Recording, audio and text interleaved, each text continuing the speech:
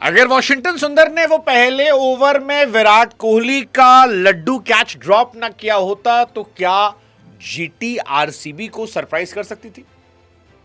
अगर मेरे मौसी की मूछें होती तो शायद वो मौसा होते, लेकिन मौसा कहाँ है, मौसी ही है ना।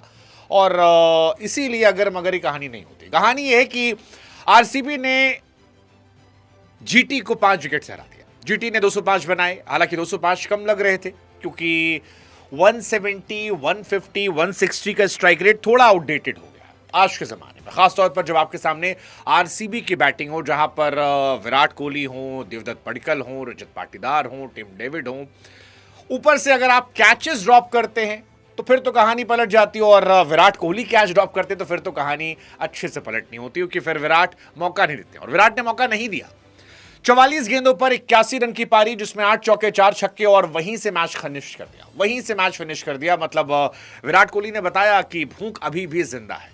इस आईपीएल में कई लोगों को लग रहा था कि था थोड़ा विराट स्लो गए, लेकिन आज स्ट्राइक रेट भी जबरदस्त था।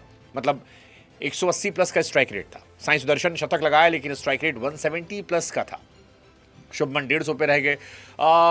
बटलर भी आज स्लो थे।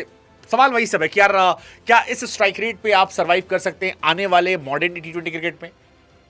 शायद नहीं, क्योंकि विराट ने बताया कि यार वो तो इतने पुराने चावल हैं, फिर भी स्ट्राइक रेट इतना जबरदस्त है। खैर, विराट ने जबरदस्त पारी खेली, और जबरदस्त पारी का असर था कि शतक नहीं लगा, लेकिन दिल जरूर जीत लिया उन्होंने। आज थोड़ा सेल्फलेस जबरदस्त पारी चली थी। अनप्रेडिक्टेबल विराट कोहली पहली 18 गेंद पर बहुत स्लो थे, केवल 22 रन थे। उन्हें लगा शायद शुरुआत में बैथल मारेंगे, बैथल आउट हो चले गए। फिर देवदत्त पडिक्कल अपनी लाइफ की फॉर्म में हैं, और जब वो चलते हैं तो अलग ही चलते हैं। मतलब पडिक्कल और सुदर्शन के बीच में वैसे भी चल रहा है कि भाई साहब टेस्ट टीम में कौन खेलेगा, लेकिन फिलहाल आज पडिक्कल ने खेला विराट के साथ। विराट शुरू में स्लो थे, लेकिन फिर जो एक्सेलरेशन था अगली 26 गेंदों पर 59 रन, वो बहुत जबरदस्त था, बहुत जबरदस्त था।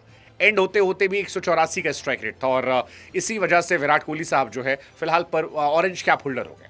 328 रन, मतलब इतने साल बीत गए यार, बीते एक दशक से हर सीजन में विराट कोहली को हम 500 प्लस रन देख रहे हैं।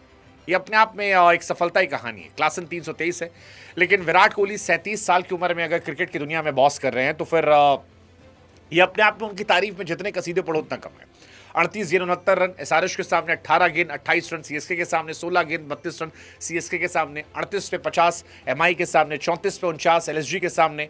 डीसी वाला एक मैच फ्लॉप था, लेकिन इस मैच में फिर जबरदस्त पारी खेली, और जीटी के सामने तो एक्चुअली वैसे भी हर बार वो चलते हैं। अगर आप देखोगे उनके पुराने स्टैट्स भी 58, 73, 101, 70, 42, 81।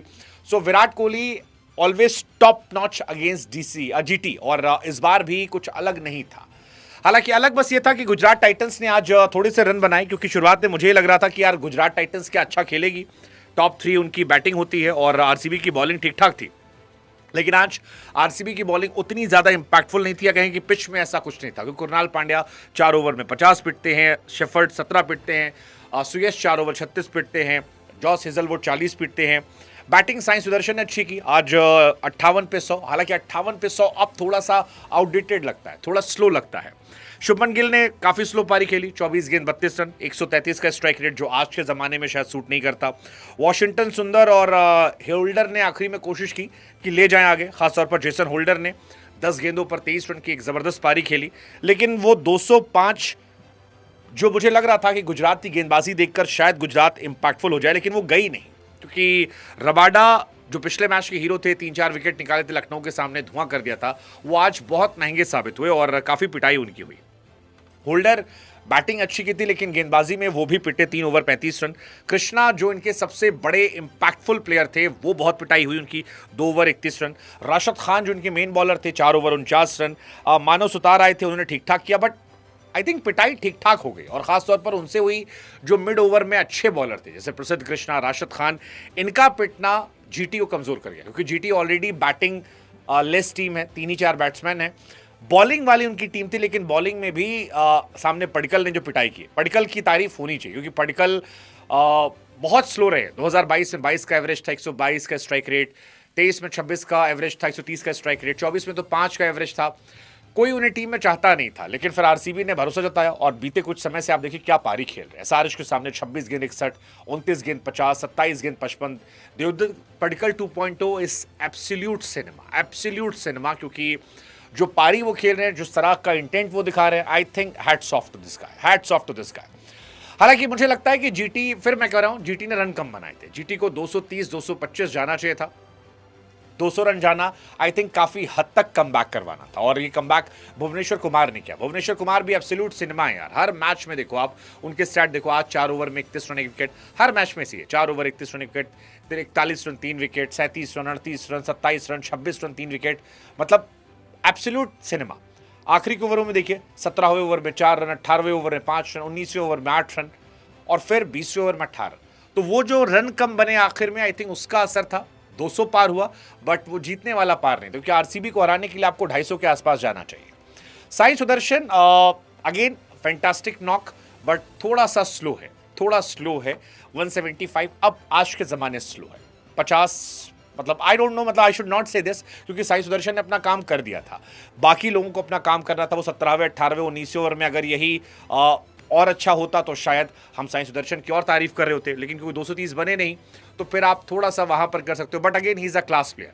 47 मैच, 13 50 3 शतक, मतलब मिस्टर कंसिस्टेंट है वो जीटी के लिए, और जितनी तारीफ की जाए उतना कम है। 2000 प्लस रन उनके हो चुके हैं, 47 का एवरेज है, 146 का स्ट्राइक रेट है, जिस पर अगर वो काम करेंगे तो उनके जैसा कोई प्लेयर नहीं है। बाकी आज तो पिटाई थी। राशिद खान आरसीबी के सामने जबरदस्त पिटे, लगातार एक्चुअली पिटते रहे आरसीबी के सामने। 4 ओवर 51 अनाज दिए हैं। पिछली बार आए थे तो 1 ओवर 4 गेंद में 25 दिए थे। 4 ओवर 54 पिछले साल ही पिटे थे, मतलब वो लगातार पिटते रहे। ओवरऑल मैच की बात की जाए, आरसीबी ने टॉस जीता, गेंदबाजी करने का फैसला किया और फिर खेला।